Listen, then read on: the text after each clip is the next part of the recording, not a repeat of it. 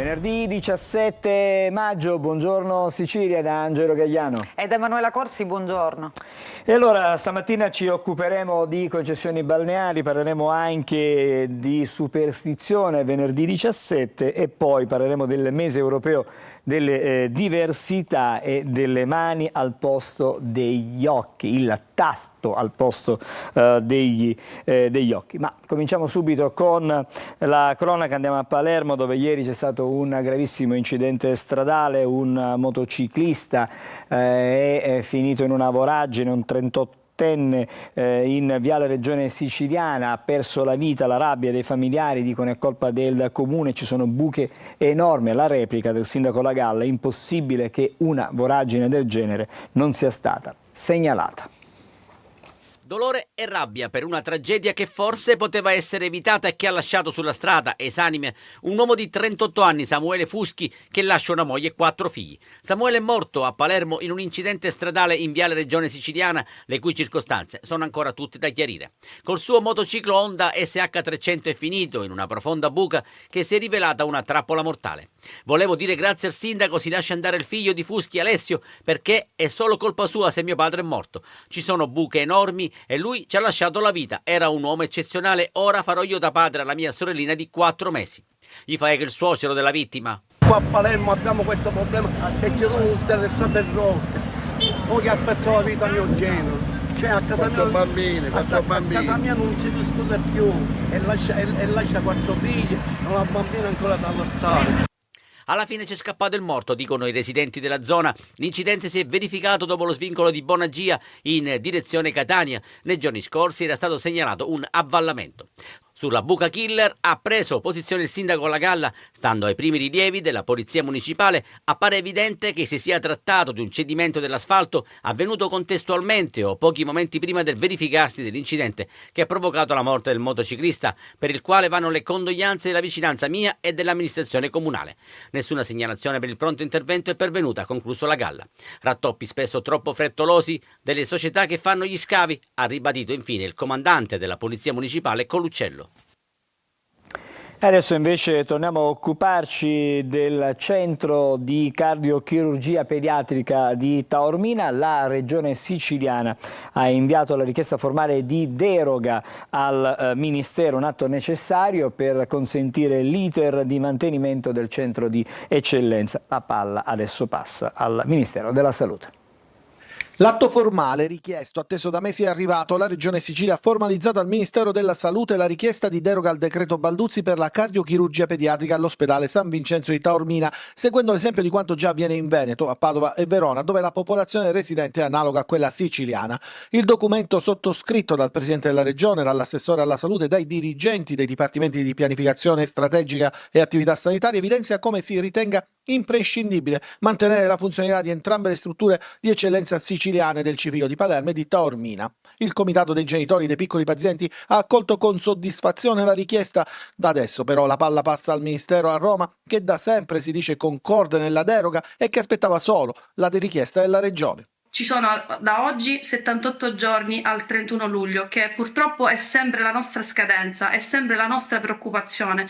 Quindi speriamo che in questo breve tempo possiamo avere finalmente una risoluzione definitiva per salvaguardare il CCPM, perché non serve solo ai nostri bambini, serve a tanti bambini siciliani, calabresi e stranieri. La soddisfazione vera e propria, la gioia e la serenità la avremo sicuramente nel momento in cui il Ministero, ci auguriamo, risponda in maniera positiva a questa richiesta della Regione Sicilia. L'operatività della cardiochirurgia pediatrica di Taormina al momento prorogata al 31 luglio e senza la deroga ministeriale sarebbe destinata a cessare. Tra luglio 2023 e marzo 2024 sono stati 165 gli interventi eseguiti nella struttura di Taormina su pazienti provenienti dalla Sicilia e dalla Calabria. Questi i dati a supporto della richiesta. Adesso parliamo di emergenza a casa a Catania, c'è un intervento del Sunia che denuncia mancano fondi per riqualificare le torri di Librino in città, 15.000 famiglie sono senza abitazione. Quartiere Librino a Catania. Le due torri in viale Biagio Pecorino, viale San Teodoro avrebbero dovuto già essere riqualificate e ristrutturate con i fondi del PON Metro 2014-2020, dando la possibilità a tante famiglie di trovare casa. Invece il tempo è andato avanti senza soluzioni. Erano stati stanziati 12 milioni di euro per la riqualificazione, ma con i rincari dovuti al trascorrere degli anni, per arrivare all'obiettivo ora mancano circa 4 milioni di euro.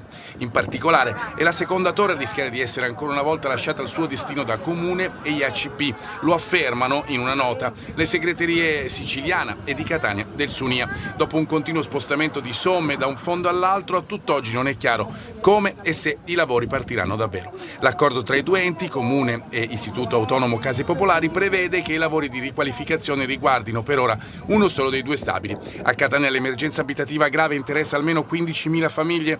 La speranza per il futuro risiede anche nei nuovi fondi europei Next Generation. Abbiamo a disposizione per volontà dell'Europa 1.400 milioni di euro per la rigenerazione e la riqualificazione anche energetica dei palazzi di edilizia popolare. Il governo nazionale ancora non ha deciso come utilizzarli. Come al solito resta il condizionale, quando invece, dicono dal Sunia, servono soluzioni. A 6 mesi di distanza dalla raccolta delle firme per la petizione popolare promossa dal Sunia nazionale, per la quale il Sunia di Catania ha raccolto circa 3.000 firme, siamo tornati qui stamattina perché purtroppo nulla è cambiato.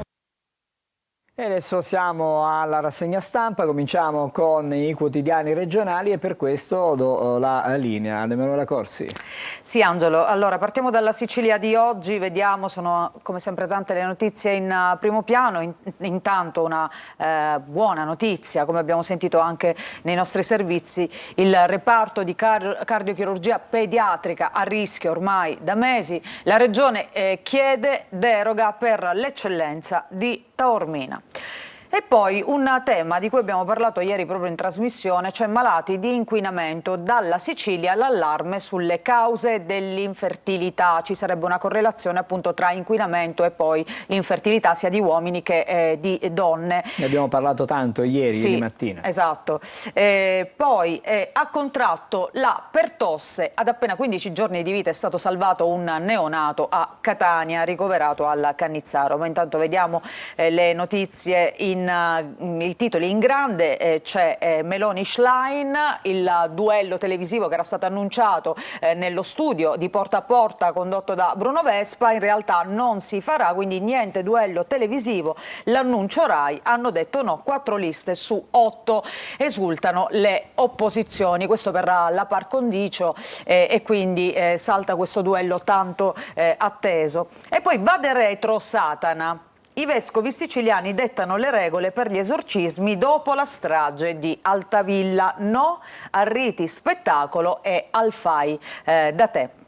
Ancora, vediamo le altre notizie. Per quanto riguarda l'economia, conti a rischio. Per quanto riguarda il governo, stretta sul superbonus, arriva il sì del Senato e anche Forza Italia, che inizialmente non condivideva la linea adottata da Giorgetti, invece ha votato a favore. E poi il borsino dei prezzi, l'inflazione frena ma la BCE vede ancora incertezze e insomma in ballo ci sono i tassi di interesse che appunto negli ultimi anni sono aumentati vertiginosamente, si parlava tanto di ridurli, quindi ancora però non c'è una certezza da parte della Banca della Comunità Europea.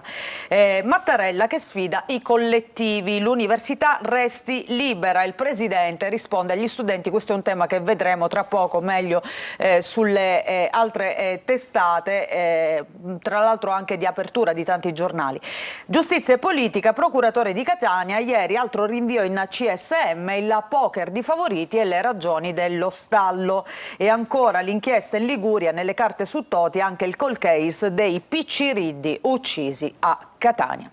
Andiamo a vedere all'interno quindi la regione che si impegna per salvare la sede di cardiochirurgia pediatrica. Il presidente Schifani dice possono convivere 2 centri in Sicilia, quindi l'uno non dovrebbe escludere l'altro come si era detto in un primo momento. Cateno De Luca dice finalmente era ora, e qui vediamo lo showman Fiorello che con il primario che appunto si è uno dei volti televisivi del mondo dello spettacolo, che si è battuto proprio per salvare questo centro. Poi dicevamo, ecco, questa notizia ambiente, l'inquinamento tra le cause principali dell'infertilità, 1 a 2 giorni di lavori organizzato dalla Società Italiana per la Riproduzione Umana, tema che appunto ieri è stato sviluppato all'interno di Buongiorno Sicilia.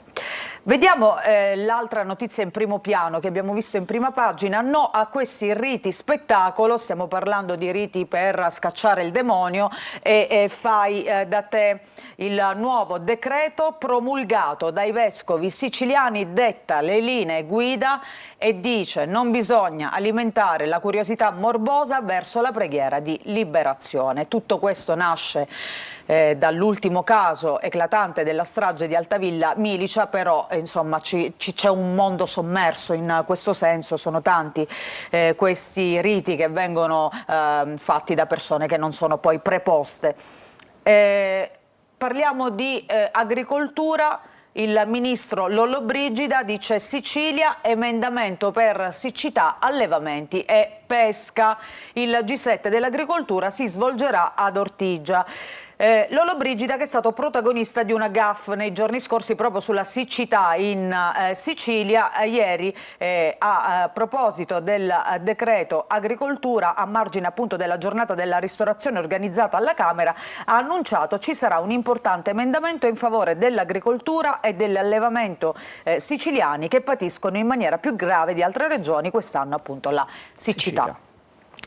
E andiamo anche a vedere un'altra notizia che riguarda la nostra regione: gli incendi. Danni per incendi della scorsa estate, al via i contributi da parte dell'IRFIS, però il limite è fissato a 50.000 euro per chi appunto ha subito dei danni al patrimonio immobiliare e mobiliare a causa degli incendi che purtroppo sono stata una piaga dell'estate scorsa nella nostra regione. Andiamo a vedere la prima pagina della Sicilia. Invece, per quanto riguarda la provincia di Catania, c'è questa notizia in primo piano.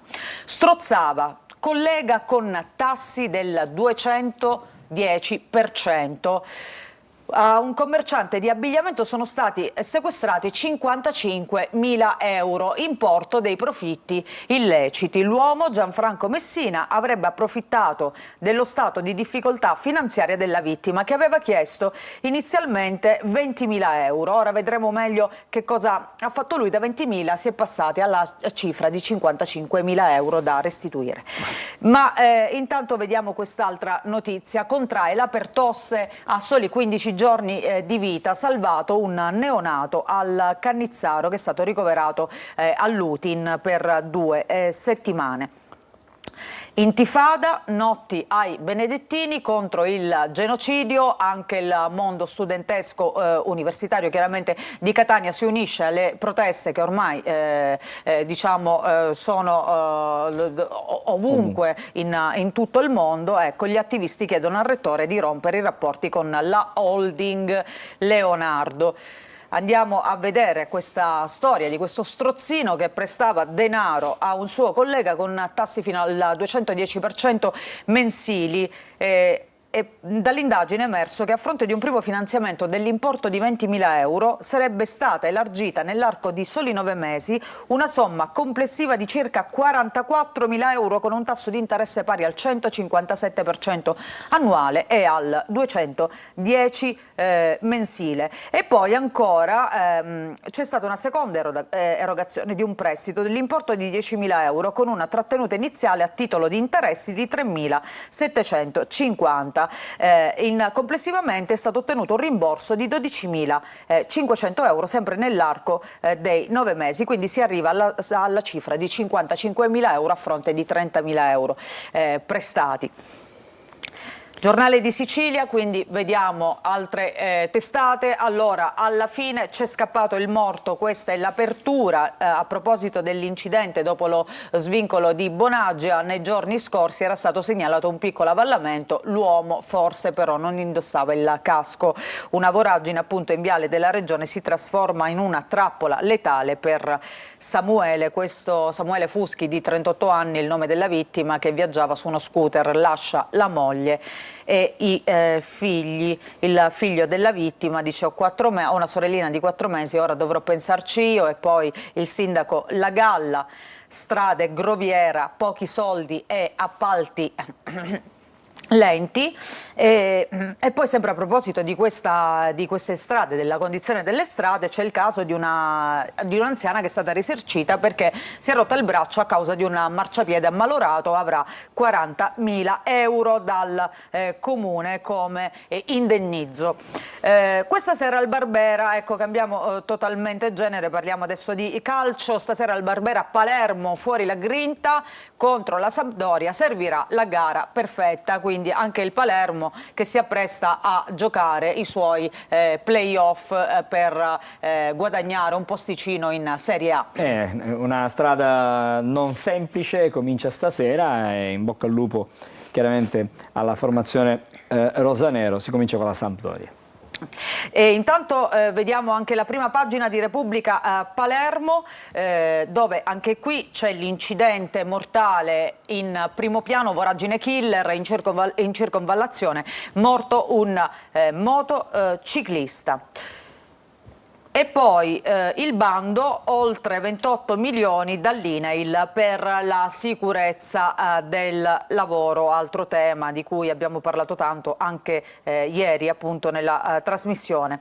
Andiamo a vedere il titolo in grande qui nel taglio centrale: l'antimafia al fianco dei professori. Colosimo, il concorso va rinviato. Quindi si ritorna sulla polemica di questo concorso che è stato indetto dal Ministero dell'Istruzione, ricordiamo, per il 23 maggio, giorno in cui si celebra, si commemora più che altro la strage di Capaci. I professori e soprattutto i dirigenti scolastici che appunto dovranno affrontare il concorso si sono indignati per la scelta di questa data. La risposta da parte del Ministero è stata: vabbè, ma non è un giorno di festa. Non è una festa nazionale. Esatto, non è una festa nazionale. E invece qui ancora si continua con la polemica. Inaccettabile appunto lo svolgimento nel giorno di Falcone, e il Ministero dell'Istruzione continua a dire decisione tecnica. Andiamo all'interno di Repubblica Palermo per vedere intanto anche qui l'incidente, voragine killer in circonvallazione, morto un motociclista, deceduto sul colpo per l'impatto sull'asfalto. Una settimana fa però un altro scooterista è rimasto gravemente ferito. E quindi è verosimile che questa voragine, questa buca comunque fosse lì già da tempo. O comunque insomma ci fosse un problema sull'asfalto, questo sicuramente da verificare, da accertare. Adesso ci saranno chiaramente le perizie, certo, che accerteranno quanto accaduto. Abbiamo la prima pagina Se abbiamo ancora qualche minuto, vediamo anche l'apertura della Gazzetta del Sud. Villa Dante, parco di bellezza. Siamo a Messina, inaugurato il rinnovato polmone verde arricchito da spazi per il relax di tutte le generazioni. Vediamo qui appunto Villa Dante 2.0 in queste fotografie. Molto apprezzate l'arena da 3.000 posti che vediamo qui in alto, la fontana danzante e poi l'area giochi. Ecco, vi mostro le fotografie. Questa è la nuova Villa Dante di Messina. Grazie Emanuela, torniamo da te fra pochissimo, il tempo di una breve sosta e poi la rassegna stampa con le notizie che arrivano dall'Italia e dal resto del mondo con i quotidiani nazionali. A dopo.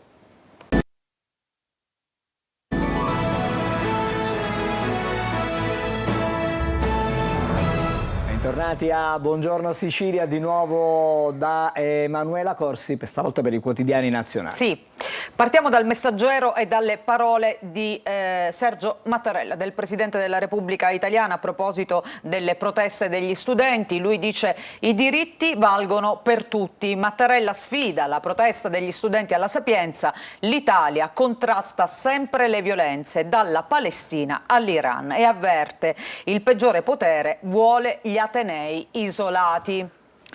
Ancora vediamo altre notizie. Intanto in Rai salta il duello Meloni-Schlein, veto degli esclusi, l'ira dei democratici, negato il confronto tra due donne. La 7 Sky però intanto si fanno avanti e propongono un confronto allargato comunque con tutti i leader. Venite da noi, il Premier si chiama fuori. A centropagina vediamo questa fotonotizia dedicata Intanto al cinema di Cannes, dove è stato presentato il nuovo film di Francis Ford Coppola. Dopo a 45 anni appunto da Apocalypse Now, Cannes si divide sul colossal Megalopolis e leggiamo visione Coppola, New York e Roma antica. Questa è l'ultima fatica appunto di Coppola, che divide un po' la critica, e all'inizio c'era anche qualche problema di distribuzione in Italia di questo film, che però a quanto pare poi verrà distribuito anche nel nostro paese.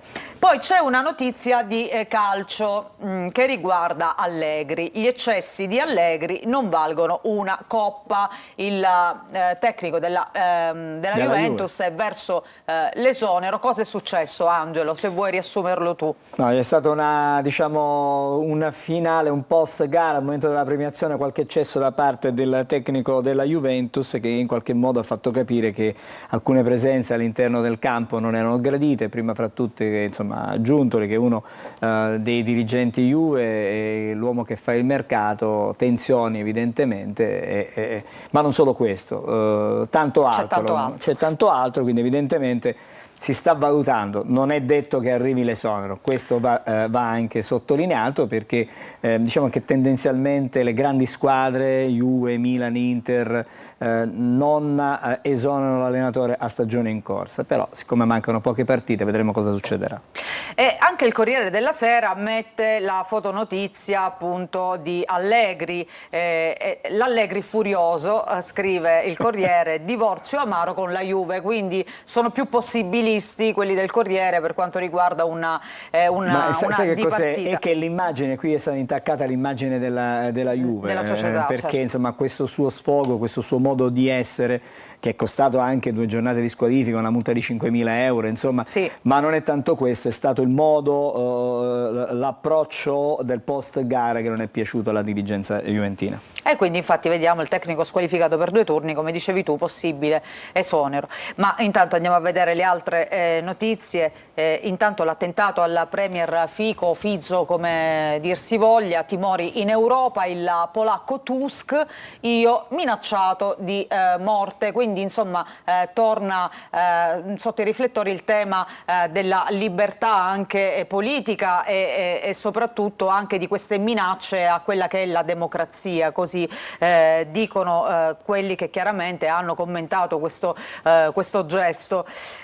Poi ancora l'asse Putin-Xi, il nodo delle armi, lo zar in visita a Pechino per stringere un'alleanza ancora più forte appunto con il partner cinese. Poi vediamo nel taglio centrale condannare ogni violenza, le parole appunto di Mattarella, il presidente alla Sapienza. Forze speciali intanto di Israele dentro Rafah, Netanyahu è cruciale, questo per quanto riguarda la situazione in Medio Oriente, ma intanto il presidente Mattarella parla agli studenti su Gaza, cessare il fuoco, sia al dialogo tra gli atenei. L'inchiesta di Genova, Toti, dimostrerò che non ho commesso reati, il governatore le accuse, tra l'altro slitta il suo interrogatorio di una settimana. E poi elezioni, salta il duello sulla RAI, Vespa che dice perde la democrazia e per quanto riguarda invece i lavori del governo e soprattutto del Parlamento, superbonus passa la fiducia, abbiamo detto il superbonus, la revisione del superbonus incassa il sì dal Senato. Ma andiamo a vedere le parole di Mattarella appunto che oltre a parlare agli studenti dice a Gaza serve il cessate il fuoco e poi rivolgendosi proprio alla platea le violazioni dei diritti umani vanno denunciate ovunque. Devo dire che come sempre Mattarella si dimostra preciso, puntuale, impeccabile. E forse l'arbitro, è proprio la figura dell'arbitro. Qualche giorno fa si è paragonata agli arbitri di calcio. Sì, riesce sempre a trovare una misura. È la sintesi giusta esatto. in maniera diciamo adeguata. E poi vediamo invece cosa sta succedendo. Chiaramente il Medio Oriente combatte vive una guerra, c'è Netanyahu che dice Rafah è cruciale e attacca le famiglie degli ostaggi. Il premier, chi vuole la tregua come i facinorosi dei campus, e poi genocidio, Corte dell'Aia riunita. Ancora vediamo in questa pagina l'ex militare che parla al paese, Gallant, braccio di ferro con Bibi per conquistare la destra, una lunga serie di scontri fino alle critiche sulla linea per il dopoguerra. Questo scontro tra Netanyahu e il ministro della difesa, appunto Gallant, li vediamo in questa foto appunto durante una riunione su Gaza, due posizioni evidentemente che si pongono su piani diversi. E poi c'è un caso di cronaca che ne parla chiaramente il Corriere, ma ne parlano tutti i quotidiani, cioè di questa vigilessa di 33 anni, è l'ennesimo caso di femminicidio, uccisa dal suo ex comandante perché avevano una relazione. Avviene a Bologna, lo sparo addirittura in ufficio, lui dice è partito per sbaglio, e questa è l'ultima delle tantissime vittime. Si chiamava Sofia Stefani e aveva fatto la vigilessa fino a dicembre, mentre invece in quest'altra foto vediamo l'ufficiale Giampiero Gualandi di 60 anni che era il comandante appunto della polizia locale. Il voto delle europee, Meloni-Schlein, il duello Rai non si farà, manca l'ok degli altri e Conte esulta. Per l'Agcom serviva il sì della maggioranza dei partiti che non c'è stato. Il PD accusa opportunità negata a due donne. Certo, sarebbe stato interessante vedere per la prima volta due donne duellare, tra virgolette, in un confronto televisivo appunto preelettorale, cosa che non è mai avvenuta nel nostro paese. Nei paesi, anzi negli Stati Uniti si fa, ma lì il confronto è soltanto a due. E qui bisognerà capire, la Agcom si è intervenuta evidentemente per tutelare anche, diciamo, anche le altre parti politiche. Sì, diciamo sempre per si poteva un trovare discorso... però magari una diversa situazione. Una formula diversa che potesse garantire a tutti la possibilità. Certo. Il Fatto Quotidiano, ecco qui, il fuorilegge, mette la foto di Bruno Vespa. Vespa su Rai 1, attacca Biagi, Luttazzi, Santoro e Travaglio. Uso criminoso della TV. Si ribella all'Agcom che boccia il duetto Meloni-Schlein, mentre sui talk del 2001 senza candidati ignora tutte le sentenze e viola la par condicio contro Santoro in lista. Questa è l'apertura del Fatto Quotidiano. Il Tempo invece ha un altro modo di raccontare la notizia e scrive, anche simpaticamente giocando sul nome dello scrittore che è stato al centro dell'attenzione per quanto riguarda la censura in Rai, oscurati. Così Conte mette il bavaglio a Schlein, ecco chi non vuole il confronto TV con Meloni, salta il duello in Rai, lo sfogo di Vespa, questa par condicio vale solo per me. Ancora Libero apre pure con questa notizia e scrive il telebavaglino. Le proteste di Conte e compagni fanno saltare il faccia a faccia in Rai, Meloni-Schlein, si inserisce pure Mentana. I leader vengano da me, anche il direttore appunto del TG di La 7 si è offerto per eventualmente moderare questo confronto. Ma che bisogna vedere con quali regole chiaramente, perché se non si può fare devono partecipare tutti a questo punto. Esatto, vogliono aprire la platea anche agli altri esponenti, agli altri leader politici, ecco. E il Premier sbatte la porta, mi fate perdere tempo.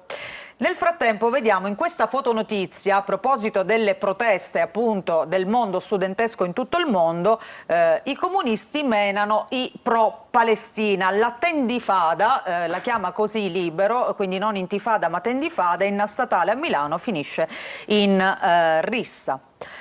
Il manifesto, a proposito di questi insomma, movimenti studenteschi pro-Palestina, scrive risvegli, Torino, Dublino, California, Rhode Island, le mobilitazioni globali nelle università rompono il muro del silenzio sulla Palestina. Oltre agli sgomberi e ai manganelli, molti atenei accolgono le richieste degli studenti, altri cacciano i vertici che disinvestono dalle aziende belliche. Questo è un altro modo sempre sempre di raccontare la notizia. Vediamo l'ultima prima pagina, la Repubblica, e allora intanto c'è Mosca, Fico vittima della russofobia, questo per quanto riguarda l'attentato alla premier slovacco, che però per dovere di cronaca diciamo che è uscito dal coma e quindi mentre prima si temeva per la sua morte. E poi la Tangentopoli ligure in primo piano, Genova, i verbali di Spinelli, negli interrogatori di garanzia davanti al GIP, Aldo e il figlio Roberto raccontano i loro rapporti con Toti, ci vessava e parlava troppo, anche a Bambera, gli abbiamo pagato tutto, chiese, palazzi e perfino il Festival dei Fiori. Grazie Emanuela. Grazie Adesso ci fermiamo, breve sosta e poi il primo dei nostri ospiti. Cominceremo parlando di concessioni balneari che sono nel caos. Trovati da Nico Schiodetto, previsioni per la giornata di venerdì 17 con bel tempo su quasi tutta Italia, anche se durante il pomeriggio ci sarà qualche improvviso piovasco sull'entroterra toscano e parte del nord Italia, soprattutto a ridosso delle zone montuose. Sulla Sicilia una giornata di bel tempo, ampi rasserenamenti, cieli sereni un po' nuvolosi, venti ancora dei quadranti meridionali, con le temperature che saranno estive o quasi. Su molte zone della regione difatti andremo oltre i 25 gradi, addirittura punte di 30-32 gradi, Caltanissetta, Agrigento, quindi la parte meridionale dell'isola. Uno sguardo alla tendenza per il giorno successivo, ovvero la giornata di sabato, quando qualche locale piovasco sarà possibile sulla parte a nord dell'isola, meglio altrove. I venti saranno sempre disposti o tra Libeccio o tra Scirocco e difatti le temperature sempre molto miti. E i valori termici andranno anche oltre i 30 gradi in alcune località. Maggiori dettagli, approfondimenti scaricando l'app di Trebi Meteo. Bentornati a Buongiorno Sicilia. Allora cominciamo con il primo dei nostri ospiti di questa mattina. Do il benvenuto a Ignazio Ragusa. Buongiorno, grazie per Presidente regionale di SIB Confcommercio e il sindacato italiano degli istituti, di quelli balneari, insomma di quelle che sono le strutture balneari lidi. Esattamente. Ecco, per farci capire da casa così in maniera semplice. Allora, qui la questione è molto complicata perché di fatto la stagione è cominciata. Sì, già ha pienamente ragione. Il primo caldo c'è stato, per voi preparare le strutture, preparare gli stabilimenti è una cosa che comincia non a maggio ma incomincia qualche mese prima, perché poi dobbiamo essere pronti con tutto quello che c'è. Che cosa sta succedendo? C'è un cortocircuito perché secondo la direttiva europea, secondo quanto dice la Corte di Giustizia europea, le proroghe a quelle che sono le concessioni non devono essere ulteriormente prorogate, quindi c'è uno stop, è una cosa che è antichissima, pensate 2016 se non ricordo male, c'è questo primo pronunciamento. La vostra posizione intanto, ma mi dicono che ci sono state delle novità proprio nella giornata di ieri su questo punto. Allora, che punto siamo? Se dovessimo fare un quadro completo ci vorrebbe un sacco di tempo. Quello che sta succedendo è che ci sono pronunciamenti che dicono una cosa e poi immediatamente dopo un pronunciamento che ne dice un'altra. Allora, tutto parte dal Consiglio di Stato che con 2 sentenze gemelle dice le concessioni balneari devono andare a gara. Diamo tempo fino al 2023. La Corte Costituzionale dice però non è in tuo potere dire quando bisogna andare a gara, quello spetta al legislatore. Quindi diciamo che c'è un conflitto in questo momento fra istituzioni, quella sovranazionale, parliamo europea, e quella italiana, perché se interviene la Corte Costituzionale chiaramente va a dire che questo è compito del legislatore italiano stabilirlo, ma intanto? Continua questo, intanto mi scuso per la voce, purtroppo ce l'ho rauca e mi scuso, non sarà piacevole da ascoltare. Succede poi che altri pronunciamenti danno un indirizzo opposto a quello del Consiglio di Stato. Ad esempio ci sono state altre sentenze che dicevano che le ultime, che i titoli rilasciati sono validi, lo dice un TAR. Altro pronunciamento, nel 2023 sicuramente non sono più valide, lo ribadisce il Consiglio di Stato, le concessioni demaniali. Allora, attenzione. Ma un'ora dopo esce un altro pronunciamento che dice ma è impossibile fare le gare e blocca le gare in alcuni comuni. sempre il Consiglio di Stato. Allora, e ma potremmo continuare. però il Consiglio di Stato rispetto al TAR, cioè al pronunciamento del Tribunale amministrativo regionale, è chiaramente l'organo sovrastante a cui praticamente vanno fatti i ricorsi di secondo grado per quanto riguarda a livello nazionale. Noi abbiamo il CGA in Sicilia, ma è un'altra storia, Sì. però voglio dire, se c'è un problema di rispettare le gerarchie anche nei pronunciamenti, il Consiglio di Stato è quello che deve cercare di dirimere completamente questa... Però c'è sempre una direttiva europea, la Bolkestein, che dovrebbe comandare su tutte. che è quella sovranazionale, però... Anche lì sono interpretazioni, ma la cosa più importante è... Che cosa succede adesso? Cioè, adesso dobbiamo cercare di parlare alla gente che ci sta seguendo, Allora, perché la gente dice: ma allora che gli stabilimenti balneari quest'anno sono abusivi? No. Non possono, No, non possono esercitare? Cioè, voglio dire, se non hanno la deroga, non possono impiantare gli stabilimenti perché non c'è stata una gara, non c'è stata la concessione, che succede? E Ci voi sono che dei cosa titoli fate? ancora che sono ancora efficaci e quindi intanto molte aziende hanno anche dei titoli in mano, ma non è quello il punto. Ieri, mi sembra sia stata emanata ieri, c'è stata un'ordinanza del Consiglio di Stato, un'ulteriore, che dice che, dato che le spiagge hanno bisogno di una manutenzione, non si può cessare il servizio di salvamento, la pulizia e soprattutto per conto delle amministrazioni sarebbe un danno non riscuotere i canoni, dato che si sta operando, e preeminente La salvaguardia?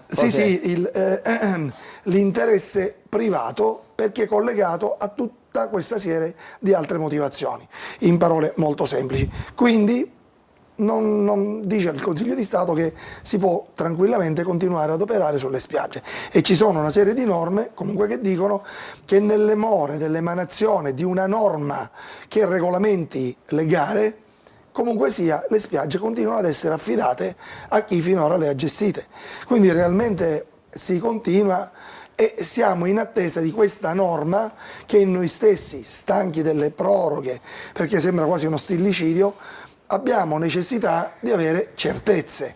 Allora, io però intanto cercare di capire perché non si sono fatte le gare. Non si sono fatte le gare perché c'è stata disattenzione, nel senso di non aver avuto il tempo, o perché non c'è la volontà, o perché la messa a gara di queste, io sto facendo una serie di esempi, chiaramente la messa a gara di queste autorizzazioni ad esercitare comporta ovviamente riscrivere tutto il sistema, perché servono delle regole certe. 30.000 aziende che devono probabilmente lasciare il posto ad un altro. Ma io credo non sia mai successo in Italia, e non è un'operazione così semplice.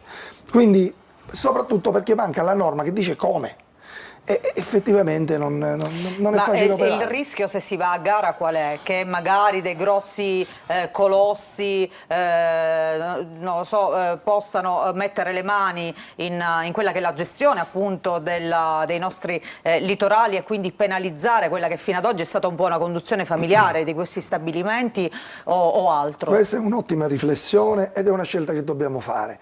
Quando una volta scendevamo sotto casa e c'era il salumiere, la bottega,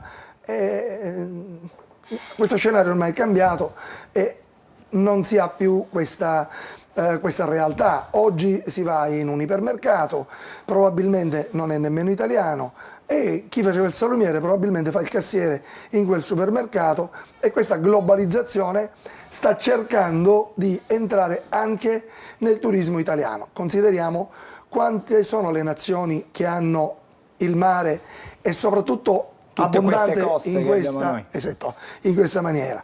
Quindi c'è un interesse forte degli altri paesi a entrare e operare sulle nostre coste. Le vogliono utilizzare perché ormai è comunità europea. Quindi bisogna vedere qual è l'interesse nazionale. A questo proposito anche la stessa direttiva servizi, scritta da Bolkestein, è un'interpretazione quella che si è fatta fino ad oggi, da una sola, diciamo un'interpretazione che non è condivisibile da tutti. Vabbè, la direttiva dice garantiamo la libera concorrenza anche per quanto riguarda anche questa mi si i dovrebbe un po' servizi. spiegare. Sostituire un operatore con un altro, in che termine è concorrenza? Se facciamo un'altra azienda... dare a tutti la stessa possibilità di partecipare a quella gara, in questo senso con ogni probabilità, considerato che il mercato del lavoro è globale in Europa, soprattutto nell'Unione Europea, in questo senso forse va interpretata la direttiva. Però, chiedo scusa, la interrompo, chiaramente però ci sono, come diceva lei, gli interessi dello Stato, e allora lo Stato nel fare le gare potrebbe anche in qualche modo tutelare quello che è un patrimonio nazionale. È quello che ci aspettiamo, e per questo con forza chiediamo una norma e che sia anche a tutela. Una cosa importante, in questo momento c'è un tavolo tecnico che è stato istituito tempo addietro da tutti i ministeri, composto da tutti i ministeri, ognuno ha messo un rappresentante, e questo tavolo ha fatto uno studio. Il Consiglio di Stato dà per certa la carenza di risorsa, ma questo dato da dove nasce? Ancora noi ce lo chiediamo, forse magari letto, preso da qualche associazione, ma realmente il tavolo interministeriale ha fatto uno studio e ha certificato che la risorsa non è scarsa. In questo caso la direttiva servizi non si applica, non si dovrebbe applicare. Giorno 12, quindi dopo le elezioni, questo tavolo si riunirà nuovamente per dare ulteriori dettagli e dare un indirizzo che dovrebbe poi scrivere la parola fine a questa vicenda ormai per Voi noi. diciamo che sperate che queste elezioni possano portare delle novità, che magari ci siano dei correttivi a questa direttiva, oppure no? Non so quanto questo dipenda dalle elezioni. Ci sono stati degli impegni chiari da parte del governo e su quel programma moltissimi si sono spesi. Confidiamo nella correttezza di coloro che hanno ricevuto l'incarico e tutto il consenso grazie a questo tipo a questa manifestazione come possiamo definirla, di impegno per poter risolvere questa questione e dare le giuste garanzie a chi ha operato negli anni. Io le chiedo, mettiamo che lei si dovesse operare. E allora, speriamo di no. Speriamo che un altro si dovesse operare e dovesse scegliere un medico. Lei sceglierebbe un medico che da 30 anni, 40 anni opera in quel settore, oppure questo medico poi lo cambiamo ed entra un altro soggetto, in questo caso a curare la sicurezza in mare. Quando uno fa il bagno, preferisce che ci sia una persona che da 30 anni cura quell'aspetto e sa esattamente, conosce il vento, conosce il mare. Ho capito cosa vuole dire lei. Noi ci auguriamo che le autorità preposte, soprattutto insomma i politici italiani, la politica italiana, in qualche modo tuteli questo patrimonio importante. Il tempo purtroppo non è infinito per noi. Intanto che si faccia chiarezza. Grazie, è quello che noi speriamo. Grazie allora per essere stato con noi. Intanto quest'anno a mare grazie a voi per la completezza di informazione che fate. Grazie, gentilissimo. Ci vediamo al mare. Ci vediamo al mare senz'altro. Il 7 giugno inizierà la stagione abbonamenti, già qualche stabilimento balneare a Catania è aperto e ospita, quindi la stagione è stata richiestissima quest'anno all'offerta di abbonamenti, quindi i lidi sono affollati. Buon lavoro, una buona stagione. Vi ringrazio, l'augurio è più che ben accetto. Ci dobbiamo fermare ancora qualche momento di sosta e poi cambiamo completamente argomento. Parliamo di venerdì 17, di superstizione e di tutto il resto, insomma tutto quello che è collegato. Restate con noi a Buongiorno Sicilia.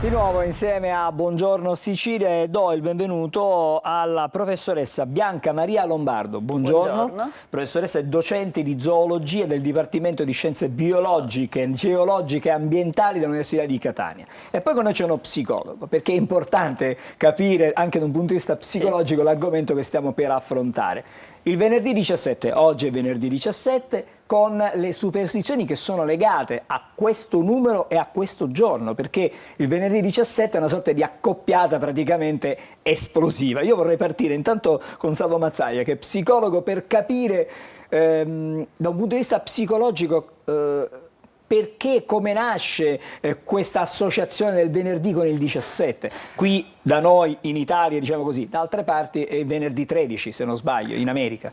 Sì, esattamente. Non le so rispondere esattamente sulla genesi del venerdì 17, però perché siamo superstiziosi, perché diventiamo superstiziosi, questa domanda in realtà è biforcuta, perché possiamo rispondere alla domanda che fine ha, qual è la funzione dell'essere superstiziosi e quali sono le cause della superstizione. Perché siamo superstiziosi? Qual è la funzione? Essenzialmente, prima di tutto, è quella di regolare il livello di ansia per eventi di cui non sappiamo come andranno a finire. Quindi la mattina quando ci svegliamo, venerdì 17, lo stress è a livello massimo, per chi crede chiaramente in queste cose. Diciamo che questo qua si applica soprattutto a eventi che per noi hanno un significato molto importante. Un altro motivo è l'appartenenza a una cultura. Immaginiamo credenze popolari? Le credenze popolari, il contesto culturale. A volte si crede a qualcosa, tipo il venerdì 17, semplicemente per sentirsi parte del gruppo. Ok, ovviamente spesso questo tipo di superstizioni è abbastanza innocua. Più pericoloso è quando credo che il modo in cui lancio i dadi mi può fare vincere alla roulette. Questo è molto più pericoloso. Ma là è più superstizione o forse suggestione? Cioè, si innesca forse un meccanismo diverso più che della superstizione, no? Possiamo definirlo superstizioso perché il gesto, il particolare gesto, la particolare azione o pensiero che abbiamo può influenzare gli eventi. Crediamo che possa influenzare gli eventi, quindi propiziare un evento positivo o scongiurare un evento negativo. Questo vale per tutte le superstizioni. Ok, adesso però parliamo con la professoressa Lombardo, perché in tutta questa situazione alla fine si tirano dentro anche gli animali. Quest'anno c'è anche il WWF che sta insieme a voi per cercare in qualche modo di sensibilizzare anche, no? Perché, dico, gatto nero, gufi, di tutto e di più. Ma la necessità di associare un animale alla sfortuna, perché? Ma non solo alla sfortuna, anche alla attenzione, fortuna. anche alla fortuna, certo. Perché ci sono le zampe di coniglio, di lepre che portano fortuna, oppure a prestazioni, per esempio a prestazioni sessuali. Allora ci sono un sacco di animali che vengono sacrificati perché si pensa che lo squalo, la pinna dello squalo, tutta una serie di preparati che vengono fuori da animali possano per esempio favorire certe cose, la salute o appunto le prestazioni, che è ancora più delicato, no? Perché tocca l'intimo.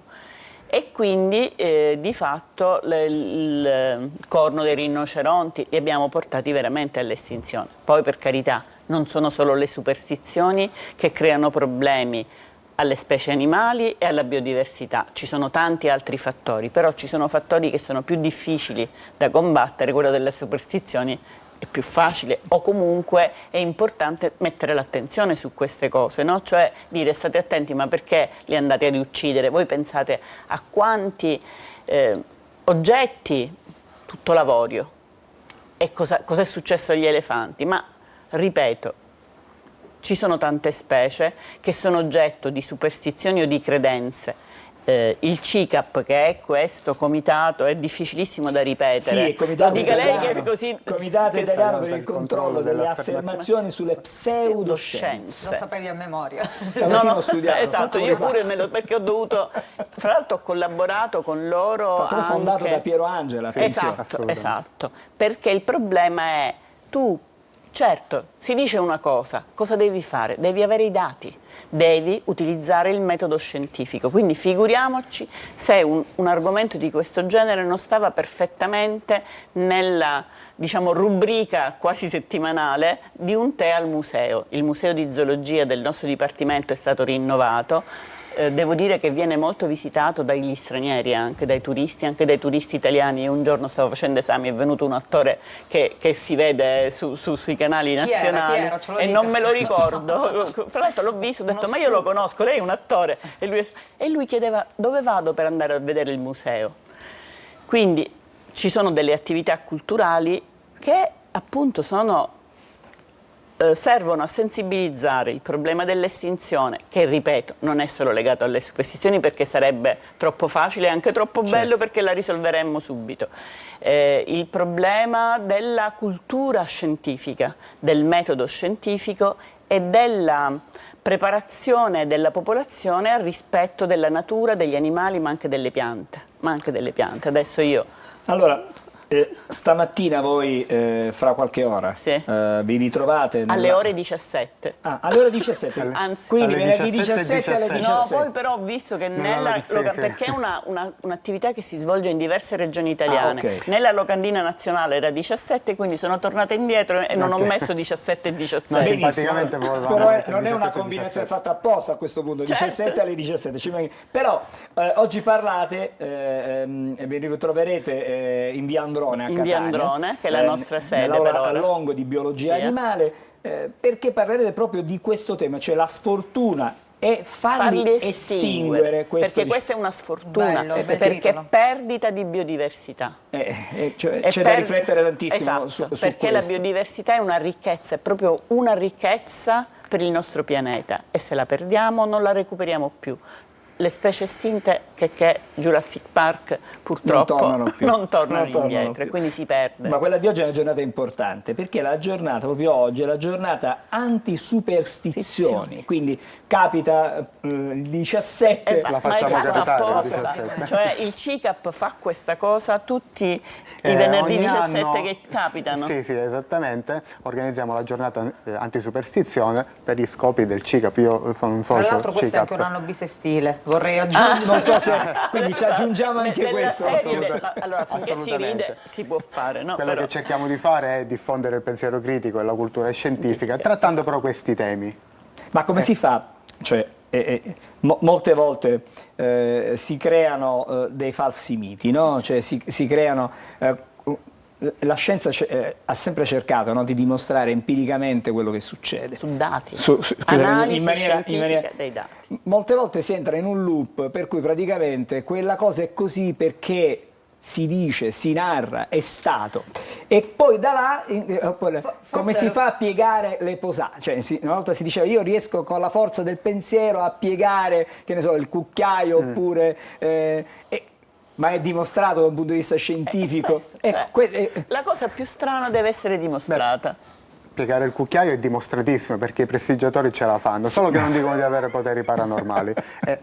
Il CICAP fa largo affidamento ai prestigiatori, non siamo solo scienziati, ci sono molti prestigiatori perché sono utilissimi, loro conoscono i trucchi.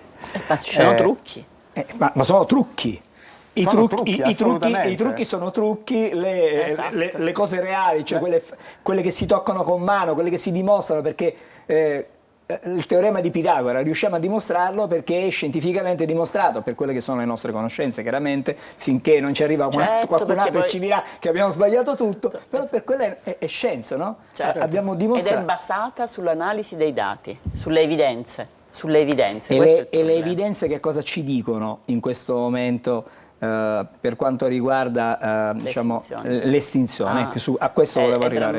È drammatica perché noi abbiamo colonizzato il nostro pianeta come specie Homo sapiens e facciamo molti danni, siamo tanti, siamo troppi e soprattutto abbiamo bisogno di un tenore di vita forse diverso, a cui invece non riflettiamo. Perché ormai tenore di vita a che cosa si riferisce lei? A quanto consumiamo di risorse, di acqua per esempio, a quanto sporchiamo l'aria, a quanto distruggiamo gli habitat che sono necessari, per questo dico non sono solo le superstizioni, perché se io distruggo dei territori che sono degli habitat specifici per certe specie di animali o di piante, quegli organismi si perdono. E cosa dobbiamo fare? Prenderne coscienza, cercare di avere comportamenti quotidiani corretti, corretti, cosa che non è facilissimo, quindi ci vuole molta educazione. Molta educazione, infatti uno degli scopi, degli obiettivi del CICAP, premetto che io non sono socio, sono stata solo richiesta per organizzare, però la trovo una bellissima organizzazione, c'è anche l'aspetto educativo delle nuove generazioni. E sull'aspetto educativo vorrei parlare proprio con uno psicologo, perché oggi diamo tutto per scontato, tecnologia, benessere, tutto quello che ci circonda lo diamo per scontato, ma senza capire come si arriva a quella cosa, quali sono le conseguenze nell'utilizzo poi, anche semplicemente dell'auto quotidianamente. Quindi è un lavoro che va fatto sui giovani, sulle nuove generazioni. L'aspetto educativo è fondamentale, perché i bambini ragionano in un certo modo, devono imparare a ragionare in modo logico e razionale. Sono predisposti a farlo, però se la cultura che li accoglie è di tipo magico, loro imparano quello e fanno affidamento su quella loro tendenza. È una visione distorta, diciamo, rispetto a quello che poi in realtà è la cosa giusta. È la cosa più utile, come dire, reale. Più reale, ecco. Dove le correlazioni e i rapporti di causa-effetto che vediamo nel mondo sono dimostrati, non sono collegati in maniera magica.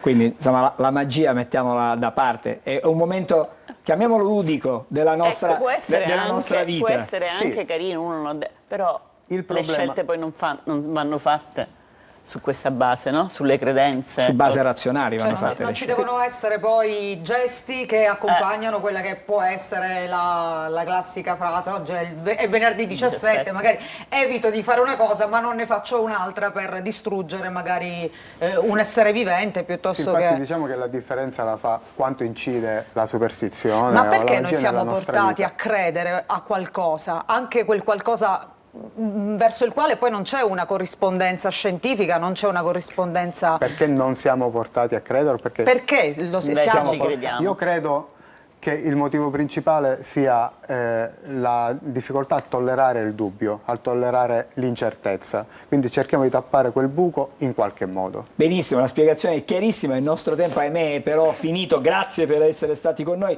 ci avete illuminato in qualche modo, no? Vorrei solo dire che questo pomeriggio avremo l'appuntamento al Museo di Zoologia e domani replichiamo all'UAR, l'Unione Atei Agnostici Razionalisti di Catania. Ma poi è andato avanti sino al 19, secondo quanto... A livello nazionale il calendario prevede. Diluiamo tutto in questi 3 giorni. A Catania oggi e domani. A Catania facciamo oggi e domani. Benissimo, oggi è grazie. 17, venerdì alle ore 17. Grazie allora alla professoressa Bianca Maria Lombardo. Restiamo ancora in studio, che è la docente di zoologia del Dipartimento di Scienze Biologiche, Geologiche e Ambiente. Dei docenti. Una. Vabbè. È chiaro che non c'è una sola docente. Esatto. E grazie anche al dottore Salvo Mazzaia, psicologo, per averci spiegato alcuni aspetti. Noi ci dobbiamo fermare, c'è la pubblicità, torniamo dopo e adesso altro argomento piuttosto interessante, perché parleremo di come le mani molte volte si trasformano in occhi, il tatto diventa praticamente la vista per chi ha chiaramente qualche problema. E tutto questo fra pochissimo, restate insieme a noi.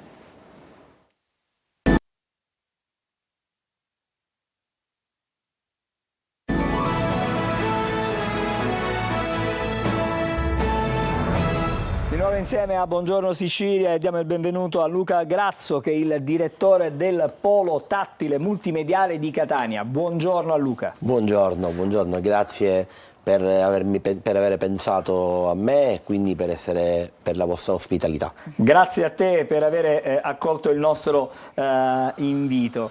La tua è un'esperienza che adesso ci racconterai, che da negativa può diventare certamente qualcosa di propulsivo per il mondo di chi magari è non vedente, per gli ipovedenti, per aprire una finestra su questo mondo, per una maggiore sensibilizzazione.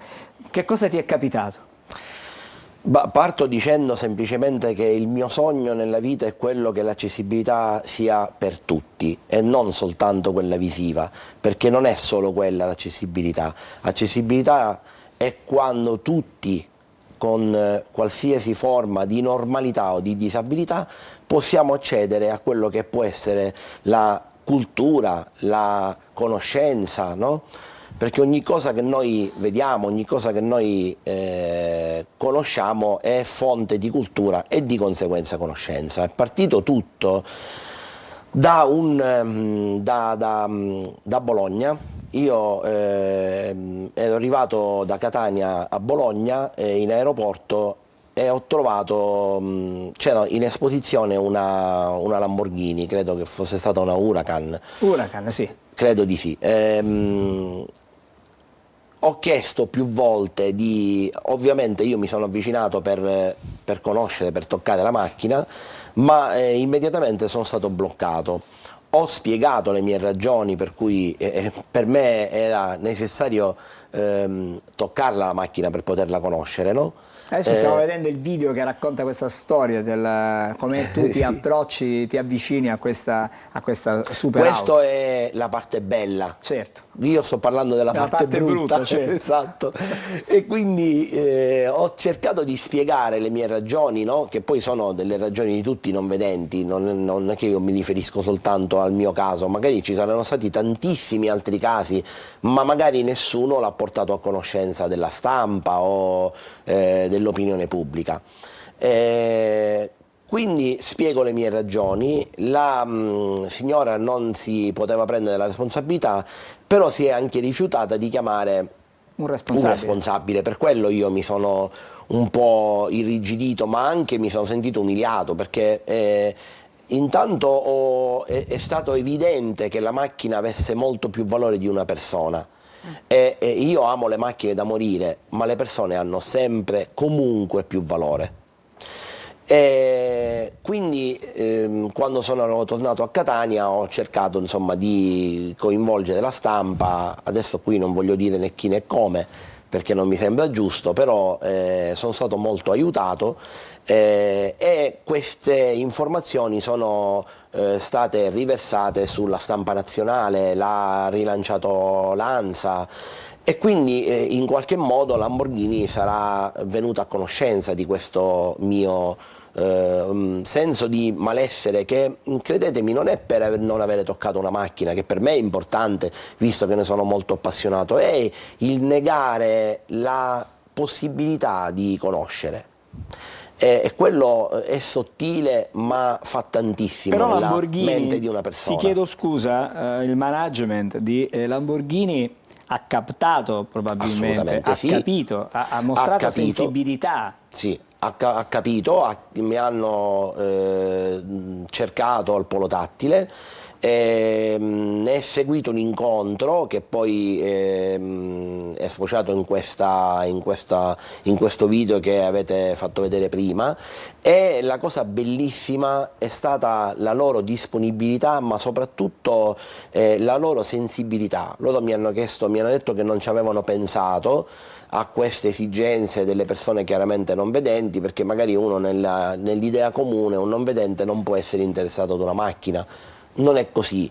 Comunque loro ci hanno pensato ed è stato bellissimo vederli emozionati, sentirli commossi. Quando abbiamo realizzato il video c'erano persone di Lamborghini che piangevano dell'emozione, e quello significa che veramente hanno capito e che quindi erano sinceri nel loro comportamento e nella realizzazione di questo video. E adesso che cosa succede? Perché si apre un'esperienza tua personale che può comunque contribuire ad aiutare tante altre persone, ma soprattutto una collaborazione che potrà portare a risultati importanti.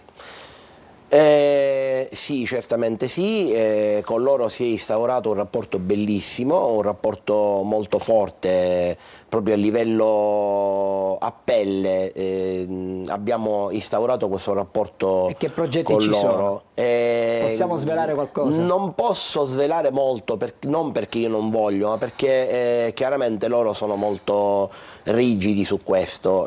Dico soltanto che sicuramente ci sarà una collaborazione con loro, sempre in riferimento a quello che riguarda la sensibilizzazione e la conoscenza, che sia per tutti e che sia accessibile per tutti, perché fondamentalmente quello che a me interessa non è una cosa soltanto per me, ma soprattutto per chi magari non ha avuto la mia stessa possibilità di gridarlo ai giornali e quindi magari con l'amaro in bocca, con il magone, si allontanano dalla macchina sconfitti perché gli è stato negato la possibilità di vederla, io dico, e di conoscerla, e non hanno avuto la possibilità magari di dirlo e quindi di farsi le loro ragioni e di fare le loro Però dimostranze. hai dimostrato che si può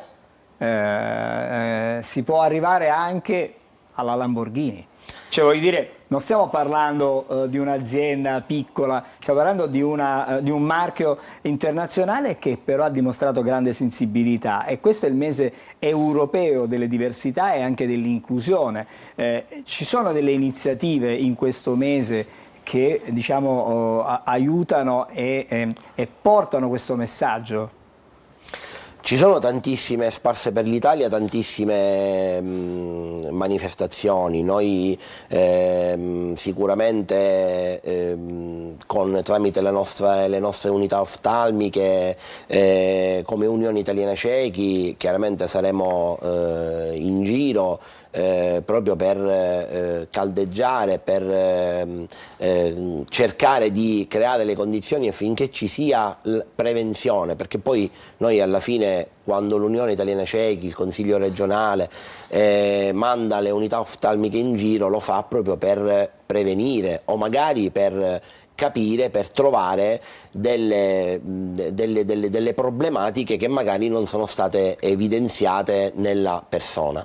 Grazie allora a Luca Grasso, che è il direttore del polo tattile multimediale di Catania. Cercheremo di seguire, vediamo che cosa porterà questa collaborazione con Lamborghini. Davvero in bocca al lupo. Ci dobbiamo fermare ancora perché vediamo le pillole di Almanacco e poi ci sarà l'appuntamento con le stelle per il fine settimana. Grazie mille. Grazie. Avete mai passato una notte insonne in un posto nuovo? Beh, sappiate che non siete i soli, perché secondo gli studiosi il nostro cervello sta cercando di proteggerci. Infatti solo metà del cervello rimane vigile, mentre l'altra metà è attenta a possibili pericoli. Questo fenomeno è noto come effetto della prima notte e può farci entrare in uno stato di dormiveglia.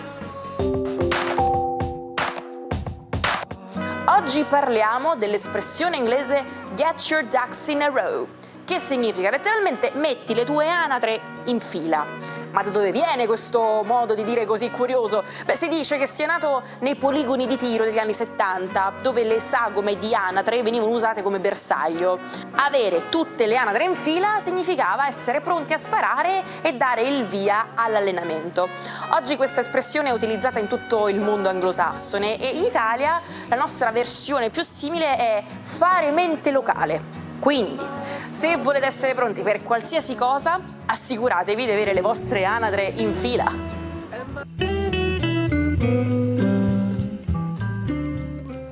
Grazie per queste preziose pillole, per questi suggerimenti. Adesso i suggerimenti per il fine settimana con Marco Amato, le stelle, il weekend. Buongiorno Marco. Buongiorno Angelo, buongiorno Manuela, buongiorno Sicilia. Tazzona stamattina, una super tazza quella che sto vedendo io. Limonge. Eh beh sì, è più propriamente una tazza da tè, è inglese ed è la più tipica tradizione di decoro ottocentesca del mondo anglosassone. È una tazza molto tradizionale per quel tipo di cultura. Mi piace molto anche perché ha il lezio della natura in questo blu blu, e poi perché siamo negli ultimi giorni del Toro. Il Toro è il segno della germinazione della natura. Una cosa che mi ha molto sorpreso e che ho collegato è che nello squisito servizio di poco fa il simbolo della Lamborghini è un toro. Sapete che il toro è il segno della vista, il che mi rendeva curioso appunto questa analogia. Toro perché è il secondo segno e gestisce una serie di cose che hanno a che fare proprio con la visione oggettiva delle cose. Allora vi racconto come da tradizione questo fine settimana con i movimenti planetari. Dunque è un fine settimana che vede come protagonisti i segni di terra, ovvero Toro, Vergine e Capricorno. Mercurio e Venere sono nel segno zodiacale del Toro, quindi si avvale proprio più di tutti di comunicazione, una comunicazione stretta, scarna, per niente piena di fronzoli o di arzigoli. Il Mercurio in Toro è un Mercurio diretto che assolutamente vuole vedere chiaro e vuole sciogliere i dialoghi senza fare giri di parole, soprattutto in amore. C'è anche Venere chiaramente, per cui la bella dea dei legami crea per il Toro delle nuove possibilità di cui si avvantaggiano anche Vergine e Capricorno. La Vergine è un po' stanca di trovare sempre delle soluzioni, si ammorbidisce e questo weekend si dedica proprio ai sentimenti, all'amore, quindi per i Vergine è un weekend molto più confortevole da un punto di vista sentimentale. I Capricorno invece godono di buona fortuna negli accordi e soprattutto in tutto quello che riguarda il fare squadra per cooperare a un progetto, ma anche l'amore è importante. Il Capricorno per adesso va a gonfie vele ed è un periodo della sua storia in cui sta costruendo molto, quindi auguri a tutti i segni di terra. Cosa fanno gli altri per regola zodiacale? Quindi va bene anche agli acqua, per cui in particolare a Cancro e a Pesci, un po' meno a Scorpione, perché se ci sono pianeti in Toro automaticamente sono opposti allo Scorpione, che dovrà aggiustare le cose nel dialogo affettivo. Venere e Mercurio sono contro. Pesce e Cancro invece cosa fanno? Trovano alleanze, trovano cooperazione, soprattutto nei partner, nei luoghi di lavoro e in famiglia, proprio perché Venere e Mercurio sono in regime di sestile. Ma aiuta anche la Luna oggi, che essendo in Vergine pone soprattutto il Cancro in delle condizioni di vantaggio. In Pesci invece sono costretti anche a mettersi da un punto di vista altrui, nei panni altrui, quindi la Luna d'opposizione vi porrà una visione delle cose un po' più diretta. I Fuoco e gli Aria cosa fanno? I Fuoco sono un pochino più spenti in questo weekend proprio perché preferiscono riflettere sulla natura affettiva e sul compendio della settimana, in particolare Ariete, che ha capitanato una situazione familiare un po' complessa e complicata. Il Leone invece vuole fare nuovi progetti e forse ha finalmente capito che le solite strade che ha battuto finora forse non danno i risultati che desidera, quindi è opportuno optare per altri tipi di soluzione. Sagittario, sempre un po' giramondo e incerto, il Sagittario per adesso deve stare un po' fuori dai giochi, riprendere le energie e cercare di capire come il suo Giove, che tra poco sarà in opposizione, gli potrà mettere davanti una strada percorribile. Gli Aria, Gemelli, Bilancia, Acquario, chiaramente i Gemelli hanno uno stato emotivo molto forte perché i pianeti in Toro sono nel loro interiore, nella loro 12ª, quindi è un Gemelli che riflette, che medita in questo weekend. I Bilancia invece sono ringalluzziti da tutta una serie di finalizzazioni di percorsi, di obiettivi irraggiunti e anche di una stanchezza che cureranno con l'amore e col riposo. Gli Acquari invece trovano difficoltà ad esprimersi proprio perché Mercurio e Venere sono contro e quindi queste settimane e in particolare questo weekend sarà un po' più complicato manifestare la propria ragione affettiva. Si può sentire non capito per adesso l'Acquario. E detto questo, avendo salutato tutta la ruota zodiacale, vi auguro uno splendido weekend con le mie tazzine tutte in fila. Grazie Marco. Ciao, Marco. A lunedì. Emanuela. Da te? Sì, stavo cercando di capire un po' quello che è successo, non in realtà a Fedez, è tutta una storia ingarbugliata che va dalla cronaca alla gossip, Sì. c'è questa rissa nel privé nella quale appunto c'era coinvolto anche Fedez e un certo Christian Iovino che è un personal trainer, tra l'altro anche di Ilary Blasi, insomma si sarebbero pestati per via di questa bionda che non è Chiara Ferragni, per questo dico il gossip, sarebbe questa ragazza qui, questa Ludovica Di Gresi, che è un'amica di 22enne appunto di Fedez e che da quando si è separato con la moglie spesso insomma è accostata al rapper. Comunque stanno indagando gli inquirenti per capire cosa è successo durante questo pestaggio che sarebbe partito da una discoteca e sarebbe terminato a City Life, questo quartiere bene di Milano, dove appunto tra l'altro Fedez aveva anche casa, lui nega però di essere stato lì in mezzo alla rissa. Sapremo. Adesso però vediamo il buon weekend. È arrivato il venerdì e siamo pronti per vivere questo fine settimana e pronti a proporvi le cose migliori da fare in questi giorni. Vi raccomando, prendete nota per non farvi sfuggire nulla. Il 18 maggio alle 17 alla Villa Comunale di San Giovanni La Punta arriva il primo Festival dei Giochi Antichi Siciliani. L'evento prevede tantissime postazioni di giochi antichi in mezzo al verde. Ingresso libero per bambini ed adulti che potranno divertirsi e passare una splendida giornata insieme.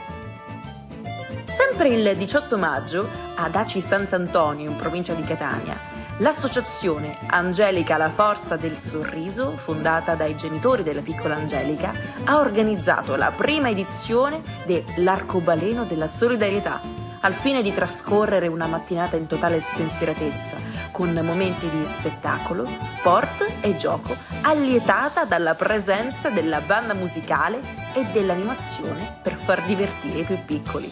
Torna anche in Sicilia la Notte Europea dei Musei e l'iniziativa nata con il patrocinio del Consiglio d'Europa, UNESCO e ICOM per valorizzare l'identità culturale con cui i siti culturali di tutta Europa aprono le porte in notturna con un biglietto d'ingresso simbolico di €1. Anche quest'anno torna l'immancabile appuntamento con il Giro di Sicilia, un viaggio a bordo di automobili storiche per mostrare ai partecipanti le bellezze della nostra isola. Una manifestazione che rievoca la corsa voluta dai Florio nel 1912 e nasce in connubio con la mitica targa. Fino a domenica 19, circa 200 auto storiche percorreranno la Sicilia con equipaggi che provengono da tutta Europa, soprattutto Francia, Inghilterra, Germania e America. A Melilli c'è Alfa, il giovane cantante che con Vai e che con il duetto con Vecchioni ha conquistato Sanremo.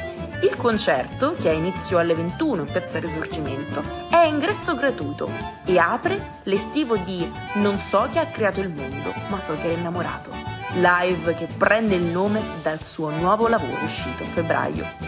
E anche per oggi vi abbiamo detto tutto. Ci risentiamo venerdì prossimo per darvi altri imperdibili appuntamenti. Buona giornata e buon weekend!